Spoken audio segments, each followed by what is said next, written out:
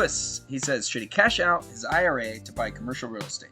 You're 46, 72T doesn't make sense, but the cash flow on this 9-unit real estate is really pushing you to consider it. Okay. You're talking about doing the 72T option in order to get access to the IRA. That doesn't make sense to you. But you like the cash flow on the real estate. Do you need to cash out your IRA to buy the real estate? Like, what portion of the real estate does the cash in the IRA provide? Does it cover your down payment? Does it cover all of it? What are you looking to do with the IRA money? Because there might be different options. There might be an option to buy the real estate inside your IRA. So if you're going to use your IRA cash anyways, you pull it out of that, you got to pay the penalty, you got to pay taxes. But if you leave it in there, you might be able to move it into a self-directed IRA and buy the real estate in the self-directed IRA. Now, the problem is, if you're not just paying cash for it, if you can't fund the whole purchase with the IRA money, you need to get a loan. You're not going to want to do that in your IRA. Because the problem is you run into something called the unrelated business income tax. And if you use leverage inside your IRA, you're going to end up paying it's like 40 or 50% tax on what that leverage gets you. So it's not a fun thing to do. But if you have a solo 401k, don't know if that's an option for you, but a solo 401k, you can use leverage with that retirement account. You can even do a solo Roth 401k. With a solo Roth 401k, now you can do all of that and the growth is tax-free. So you can pay the taxes on it when you roll it into the Roth, but you don't have to pay the penalty. Oliver, thank you, my friend. I appreciate that. Appreciate that. So hopefully that gives you some ideas. Feel free to digest some of that I talked about and then ask some more.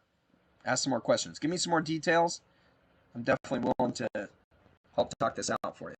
Lewis says, covers all of down payment and need a commercial loan to cover the rest. IRA is not Roth, so some of the tax benefits are lost in a self-direct. No, not really. You're still better off utilizing the IRA as opposed to after tax. Obviously, yeah, you're not going to get the benefit of all of the growth being tax-free, but you're also not taking a hit on the amount of money in there. So if you have $100,000 in there and you convert it to a Roth, you're going to have to pay, $20,000 in tax, 22, 24, whatever your tax rate is, maybe 35%, somewhere around there. You're going to end up paying tax, 35%. Well, that's less money available for a down payment. With that money staying in the IRA, you don't have the tax to worry about. So you got more money to fund. So theoretically, it doesn't matter if you're growing the money pre-tax or after tax. The way compounding works, if the tax rate is the exact same at the end of the day, it doesn't matter. Either one. They will both grow and compound.